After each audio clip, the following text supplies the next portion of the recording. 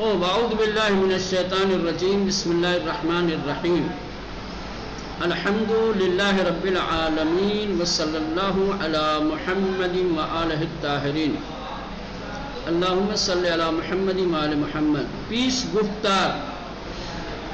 یہاں سے درس کا آغاز ہو رہا ہے.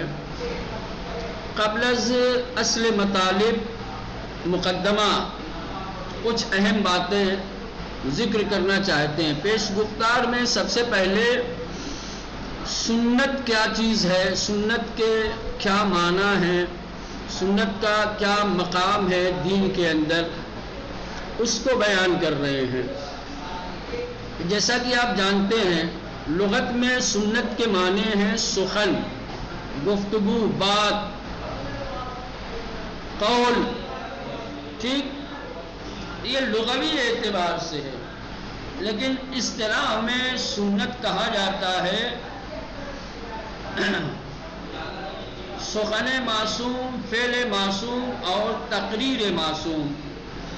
معصوم کی تین چیزیں سنت شمار کی جاتی ہیں، ان کو سنت کہا جاتا ہے. ایک قول معصوم یا جس کو سخن یہاں فارسی میں دیا ہے، امام اپنی زبان سے جو بیان کرتا ہے اسے سنت کا درجہ حاصل ہے. فعل معصوم اسی طریقے سے معصوم جو عمل انجام دیتا ہے اس کا عمل بھی سنت میں شامل ہے، اسے سنت کہا جاتا ہے. تقریر معصوم، تقریر معصوم جیسا کہ آپ جانتے ہیں تقریر معصوم کا مطلب یہ ہوتا ہے کہ امام کسی دوسرے کے عمل کی تائید کرے. معصوم کے سامنے اگر کوئی دوسرا شخص کوئی عمل انجام دیتا ہے اور معصوم اس کے عمل کی تائید کرتا ہے، تائید یا زبانی ہو، عملی ہو، حتیٰ سکوت کے ذریعے سے، اگر امام ساکت رہتا ہے، اس کے عمل پہ کسی طریقے کا کوئی اعتراض نہیں کرتا، تو عدم اعتراض تائید کی دلیل ہے، تو وہ بھی سنت میں شامل ہوگا. تو یہ تین چیزیں، قول معصوم، فعل معصوم، تقریر معصوم، اس کو سنت کہا جاتا ہے. اور دین اسلام کو پہچاننے، دین اسلام کے معارف سے آشنائی کا دوسرا عظیم منبع اور ماخذ اور سرچشمہ ہے. معارف دین، تعلیمات دین کا دوسرا سرچشمہ، دوسرا منبع جہاں سے دین کی تعلیم، دین کے احکام، دستورات، اخلاقیات اخذ کیے جاتے ہیں، لیے جاتے ہیں، استنباط کیے جاتے ہیں، وہ ہے سنت. یعنی بھائی قول و فعل و تقریر معصوم. پہلا منبع دین اسلام کے دستورات اور معارف کا قرآن ہے. قرآن کو پہلا درجہ حاصل ہے اور سنت کو دوسرا درجہ حاصل ہے. ٹھیک، جس طریقے سے اللہ کی کتاب قرآن مجید دین اسلام کا پہلا مرجع اور ماخذ ہے اور جسے تمام مسلمان تسلیم کرتے ہیں،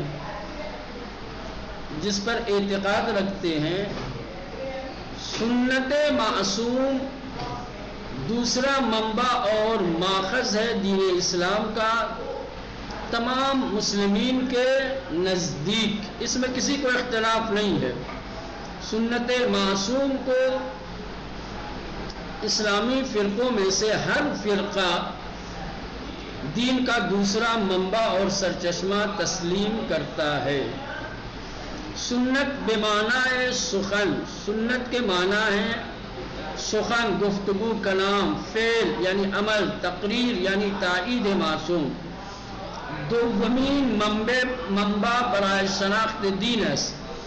دین کی شناخت کے لیے، دین کی پہچان کے لیے دوسرا سرچشمہ ہے. ہم گونے کی قرآن نخستین مرجع و ماخذ، اسی طرح سے جس طریقے سے قرآن پہلا مرجع اور ماخذ ہے نزد مسلمانوں کے نزدیک۔ سنت کا کس لیے ہے؟ سنت کا کام کیا ہے؟ سنت کی ذمہ داریاں، اس کے وظائف کیا ہیں؟ اس کے بعد فرماتے ہیں کہ سنت تبیین حقائق قرآنی را بر عہدے دارد، چنان کی تفصیل احکام شرعی و فروع فقہی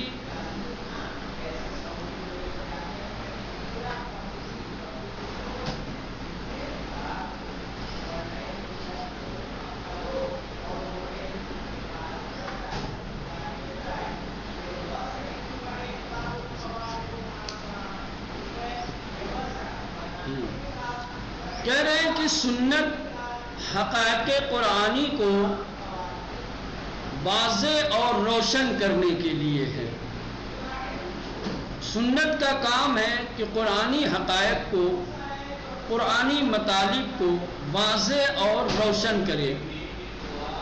قرآن کے جو مطالب، قرآن کے جو معارف، قرآن کے جو حقائق اجمال کے ساتھ بیان کیے گئے ہیں یا سربستہ طور پر غیر واضح طور پر بیان ہوئے ہیں، یہ سنت کی ذمہ داری ہے کہ اس سے پردہ اٹھائے اور اس پیچیدہ اور سربستہ حقائق کو بے پردہ کر کے واضح کر کے روشن کر کے لوگوں کے سامنے پیش کرے، جیسا کہ تفصیل احکام شرعی اور فروع فقہی، شریعت کے جو احکام ہیں اور فقہی فروع جو ہیں ان کی تفصیلات آپ قرآن مجید میں دیکھیں گے۔ فروع دین جو 10 ہیں، نماز سے لے کر کے تولا اور تبرہ تک، ان کی تفصیلات، ان کے احکام قرآن میں تفصیل کے ساتھ نہیں بیان کیے گئے ہیں، اجمالی طور پہ آیا ہے۔ نماز آپ دیکھیں گے تو نماز کا حکم آیا ہے، نماز کا وجوب قرآن میں ملے گا، فلسفہ نماز ملے گا، احکام نماز اور طریقہ نماز آپ کو قرآن میں نہیں ملے گا۔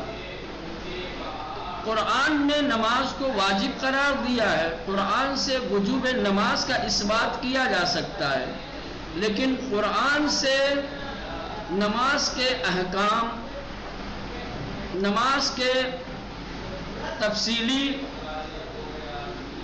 بیان، کئی رکعت ہے، کیسے پڑھنی ہے، طریقہ کیا ہے اس کا، ان میں کیا کیا چیزیں واجب ہیں، ارکان کیا ہیں، غیر ارکان کیا ہے، وہ آپ کو نہیں ملے گا۔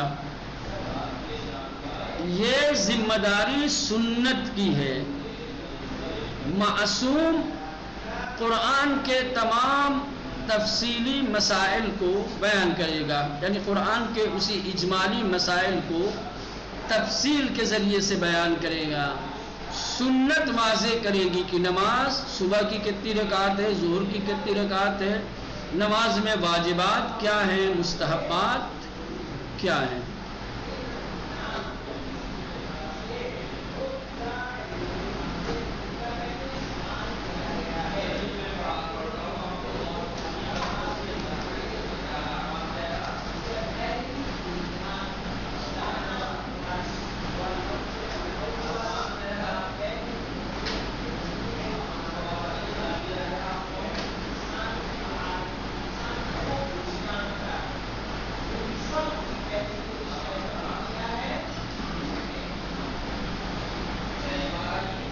تو سنت حقائق قرآنی کو واضح اور روشن کرنے کے لیے ہے۔ فقہ کے فرعی مسائل، عملی مسائل اور اسی طریقے سے شریعت کے احکام کی تفصیل سنت کے ذمے ہے۔ پیغمبر و امامان معصوم مسلمانان را بفراگیری و حفظ حدیث تشویق و ترغیب میں کردن۔ ظاہر سی بات ہے کہ جب سنت اسلام کا، دین کا دوسرا سرچشمہ اور منبع ہے، اور قرآنی حقائق کی تفصیل اسی سنت کے ذریعے سے ہمیں حاصل ہوگی، تو معصومین علیہ السلام کے لیے ضروری تھا کہ وہ امت مسلمہ کو سنت کی یادگیری، سنت کی تعلیم اور سنت کی حفاظت کی ترغیب اور تشویق کرتے۔ اسی لیے جب آپ سنت میں جائیں گے تو دیکھیں گے کہ نبی کریم نے اور دیگر معصومین علیہ السلام نے احادیث کو، سنت کو حفظ کرنے، اس کی تعلیم حاصل کرنے کی تشویق اور ترغیب کی ہے، بے حد سراہا ہے، بے حد اس کی طرف توجہ دلائی ہے، تاکید کی گئی ہے۔ امت مسلمہ کو چاہیے کہ جس طریقے سے قرآن مجید کی حفظ کے لیے اہتمام کیا جاتا ہے اور لوگ شوق و رغبت کے ساتھ قرآن حفظ کرتے ہیں، اسی طریقے سے سنت کے یادگیری، سنت کے حفظ کے لیے بھی اہتمام کریں اور جوش و جذبے کے ساتھ اسے یاد کریں۔ چلا جا رہا ہے اندر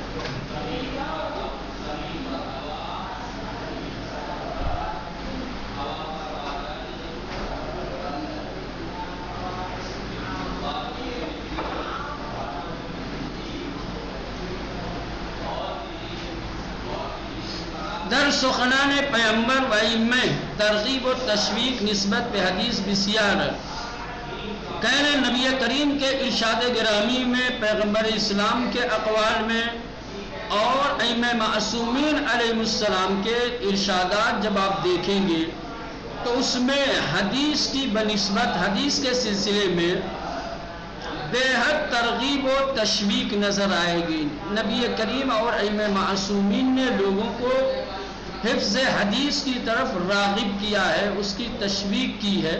اب یہاں سے کچھ نمونے پیش کریں گے۔ فراگیری حدیث، حدیث کی تعلیم حاصل کرنا، حدیث کو یاد کرنا۔ یہاں پر المحاسن سے حدیث نقل کر رہے ہیں، جابر ابن عبداللہ ہے انصاری کی یہ حدیث ہے۔ جابر کہتے ہیں کہ میں نے پانچویں امام سے ان ابی جعفر، پانچویں امام محمد باقر علیہ السلام سے جابر نقل کرتے، قال، جابر کہتے ہیں کہ قال علی، مجھ سے پانچویں امام نے، امام محمد باقر علیہ السلام نے فرمایا، یا جابر واللہ لحدیث تصیبہ من صادق فی حلال و حرام خیر لک مما طلعت علیہ الشمس حتی تغرب۔ جابر پانچویں امام سے نقل کرتے ہیں کہ امام نے مجھ سے فرمایا کہ اے جابر، خدا کی قسم، ایسی حدیث کی جو کسی صادق اور معصوم زبان سے صادر ہوئی ہو اور وہ حلال اور حرام کے سلسلے میں ہو، اگر تم اسے سیکھتے ہو، اگر تم اسے لیتے ہو، اسے یاد کرتے ہو، تو دنیا کی تمام وہ چیزیں کہ جس پر سورج کی کرنیں پڑتی ہیں، جس پہ سورج کی دھوپ پڑتی ہے، جس پر سورج چمکتا ہے، اس سے زیادہ قیمتی ہے۔ یہ حدیث حفظ حدیث کی ترغیب و تشویق کے سلسلے میں نقل کی گئی ہے۔ دیکھ رہے ہیں کہ کس طریقے سے پانچویں امام نے قسم کھا کر کے جابر کو تعلیم حدیث اور حفظ حدیث کی طرف راغب کیا ہے۔ امام فرماتے ہیں جابر اللہ کی قسم، امام معصوم کو قسم کھانے کی ضرورت نہیں ہوتی ہے، بغیر قسم کے اس کا قول حجت ہوتا ہے، دلیل ہوتا ہے۔ لیکن اگر امام کسی چیز کے لیے قسم کھاتا ہے تو یہ سمجھ جائیے کہ تاکید کی انتہا ہے، تاکید کی انتہا ہے۔ اب امام قسم کھا کر کے فرما رہے ہیں کہ اے جابر، ایسی حدیث جو کسی فرد صادق سے، یہ صادق کی لفظ اس لیے ہے تاکہ جو غیر صادق ہیں ان سے اعراض کیا جائے۔ صادق سچا، وإلا اگر غیر صادق سے بھی حدیث لینے کی اجازت دے دی جائے تو پھر کیا ہے، احادیث کا اعتبار ختم ہو جائے گا۔ حدیث وہی قابل قبول ہے جو فرد صادق سے صادر ہو۔ تو امام فرماتے ہیں کہ صادق سے یعنی معصوم سے اگر کوئی حدیث صادر ہوئی ہو اور وہ حلال و حرام کے بارے میں ہو، حلال و حرام کے سلسلے میں فرد صادق سے صادر ہونے والی حدیث کو یاد کرنا، اسے سیکھنا ان تمام چیزوں سے زیادہ قیمتی ہے جس پر سورج چمکتا ہے۔ دیکھا آپ نے اس حدیث میں امام نے کس طریقے سے ترغیب اور تشویق دلائی ہے تعلیم حدیث کی، حفظ حدیث۔ دوسری روایت یہ پیغمبر اسلام سے ہے اور یہ بے حدی مشہور و معروف حدیث ہے، جس میں اللہ کے رسول نے یہ ارشاد فرمایا کہ میری امت کا جو شخص حلال و حرام کے سلسلے میں یا دینی ضرورتوں کے بارے میں 40 حدیثیں یاد کرے گا، قیامت کے دن اللہ اسے عالم اور فقیہ کی صورت میں محشور کرے گا اور عذاب سے اسے محفوظ رکھے گا۔ بڑی بات ہے۔ ہر کس از امت من، نبی کریم ارشاد فرماتے ہیں میری امت کا جو شخص 40 حدیث در باب نیاز ہے دینی خود، اپنی دینی ضرورتوں کے باب میں سے 40 حدیث حفظ کند یاد کرے،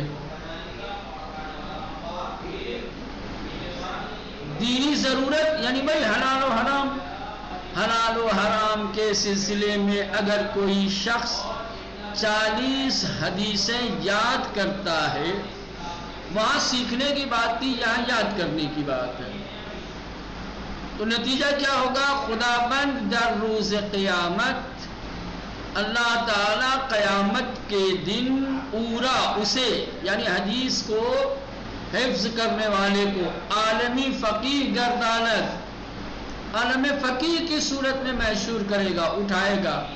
جب وہ قیامت کے دن اٹھے گا تو فقیہ بن کر، عالم بن کر بَأَزْ عذاب بے چشم پوشد، اور اس پر عذاب سے چشم پوشی کرے گا، یعنی اسے عذاب سے محفوظ رکھے گا۔ اس حدیث میں حفظ حدیث کے لیے جو لفظیں استعمال کی گئی ہیں، جو اس کا اثر اور نتیجہ بیان کیا گیا ہے، وہ حفظ حدیث کی تشویق اور ترغیب کے لیے کافی ہے۔ پہلے حدیث کی تعلیم کی طرف کس طریقے سے رغبت دلائی گئی، وہ حدیث آپ نے پڑھی۔ حدیث کو یاد کرنے اور حفظ کرنے کی طرف یہ دوسری روایت میں تشویق کی گئی ہے، ترغیب دلائی گئی ہے۔ تیسری حدیث ہے نقل حدیث، یہ رہنے دیں، یہ کل انشاءاللہ تعالی دیکھا جائے گا۔